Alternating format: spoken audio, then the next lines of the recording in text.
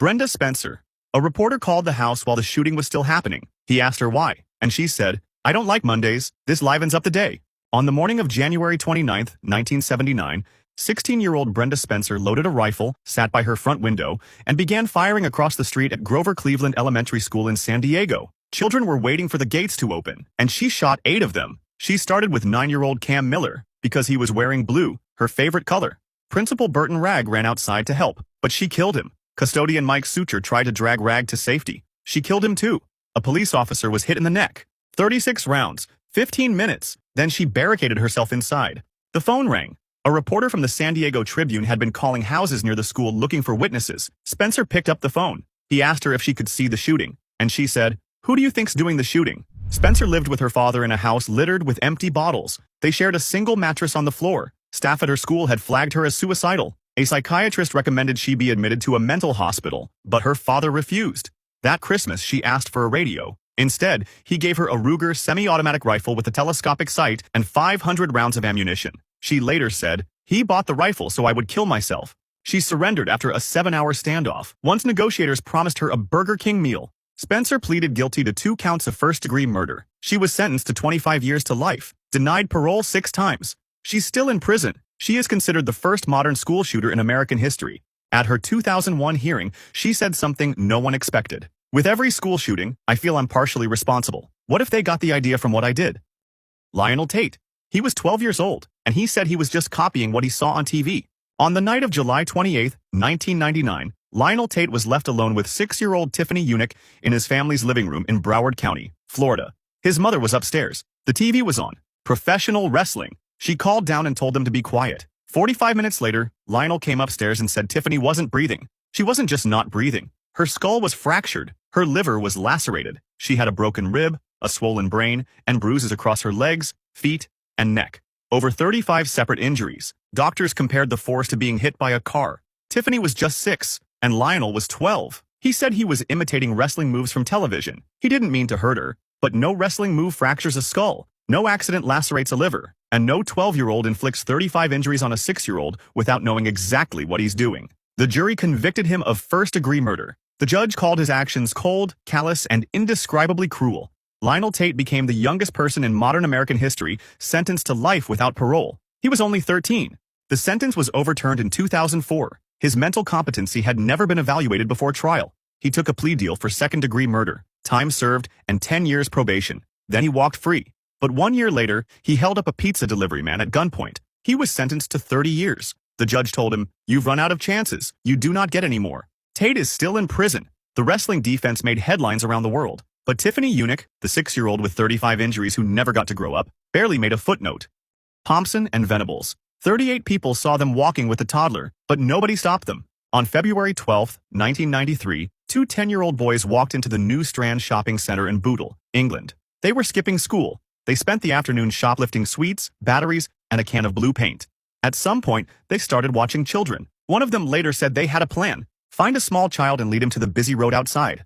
At 3:42, CCTV captured them, taking 2-year-old James Bulger by the hand and leading him out of the shopping center. His mother had let go for a few seconds to pay at the butcher's counter. Thompson and Venables walked James 2.5 miles across Liverpool. He was crying. They told anyone who asked that he was their little brother. 38 people saw them, but almost nobody intervened. They led him to a railway line. What happened next took investigators weeks to reconstruct. They threw blue paint into his eyes. They kicked him. They stomped on him. They threw bricks and stones at his body. They forced batteries into his mouth. They even dropped a 22-pound iron bar on his head. The pathologist counted 42 separate injuries, but none could be identified as a fatal blow. They laid his body across the tracks, weighed his head down with rubble, and then left. A train severed him in 2. He was found 2 days later. Thompson and Venables were just 10 years old. They became the youngest convicted murderers in modern British history. They served 8 years. They were released at 18 with new identities and lifetime anonymity. Venables has been sent back to prison twice since, both times for possessing child sexual abuse images.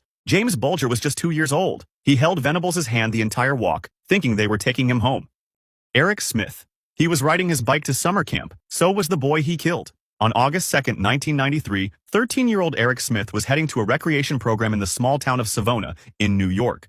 4-year-old Derek Roby was walking to the same place, alone for the first time. His mother let him go. It was just 1 block, with no streets to cross. He kissed her and said, "I love you, Mom." but he never arrived. Smith lured him into a patch of woods. He strangled him until he passed out, dropped a large rock on his head, sodomized him with a stick. Then, he opened Derek's lunchbox, took out a container of Kool-Aid and poured it into the wounds. Then he arranged the body. He removed the sneakers and placed them next to opposite hands. Derek was just 4 years and 10 months old. 4 days later, Smith walked into the police command center and offered to help solve the case. Investigators said he was upbeat, happy, and didn't want the conversation to end. He was sitting in front of the people looking for the killer. His family eventually sat him down, and he broke. "I'm sorry, Mom. I killed that little boy." Smith had been bullied for years, for his ears, his red hair, and his glasses. When asked at a parole hearing if killing Derek felt good, he said, "At the moment, it did. Yes." When asked if he would have done it again had he not been caught, he said, "Yes."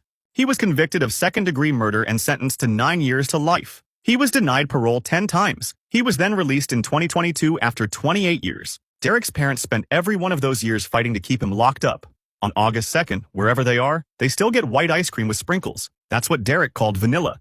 Joshua Phillips. For 7 days, an entire city searched for an 8-year-old girl, and she was under her neighbor's bed the whole time. On November 3rd, 1998, 8-year-old Maddie Clifton walked across the street to play with 14-year-old Joshua Phillips in Jacksonville, Florida. But she never came home. Police and volunteers searched for a week. Phillips joined the search. At one point, a sergeant entered Phillips's bedroom to question him. Phillips sat on his bed, petted his dog, and answered calmly. Maddie's body was underneath that bed the entire time. On November 10th, Phillips's mother noticed a wet spot on his floor. She lifted the base of the waterbed frame and found Maddie. Phillips said it started as an accident. They were playing baseball, and he hit her in the eye with the ball. She started bleeding and screaming. He panicked, not because she was hurt, but because his father was coming home. His father was violent and had strict rules. No children in the house, especially not girls. Phillips dragged her inside. He hit her with the bat to stop the screaming and stuffed her under his bed. When his father came home, he acted normal, then went back to his room. Maddie was still alive, moaning under the mattress. He lifted it, cut her throat, and stabbed her 7 times. Then he went to school the next morning, and the morning after that, every morning for a week, sleeping on top of the body of the girl he killed. Phillips was convicted of first-degree murder and sentenced to life without parole. He was just 14. The prosecutor who put him away later said he had second thoughts. The sheriff who pushed for the sentence admitted, "I never got the feeling it was a malicious, calculated murder. It was an impulsive act that, given a different set of circumstances, would never have happened." Phillips is still in prison. Maddie's sister said it best. Maddie didn't get a second chance, and her killer's sentence should be final too. Mary Bell. Her mother tried to kill her before she could walk, and by the time she was 10, she was killing other people's children. Mary Bell was born in 1957 in Scotswood, one of the poorest neighborhoods in Newcastle, England. Her mother was a teenager who sold her body to survive and told nurses to take the thing away from her the moment Mary was born. She dropped her from a window, fed her sleeping pills, sold her to a stranger through an adoption agency. And what happened to Mary inside that house, behind closed doors, starting at the age of 4, was something the courts would later describe as among the worst child abuse ever documented in Britain. Mary never told anyone, but something inside her was building. At school, she tried to strangle classmates, stuffed sand into a girl's mouth, stubbed a cigarette on another child's cheek. The teachers noticed. They called the police, but nobody did anything. On May 25, 1968, the day before her 11th birthday, Mary strangled 4-year-old Martin Brown in a derelict house. Police couldn't determine a cause of death and ruled it an accident. The next day, she broke into a nursery and left notes. One read, "We did murder Martin Brown, you bastard." Police dismissed them as a prank. 2 months later, she strangled 3-year-old Brian Howe on a patch of wasteland. She carved the letter M into his stomach with a razor blade. She even mutilated his body with scissors.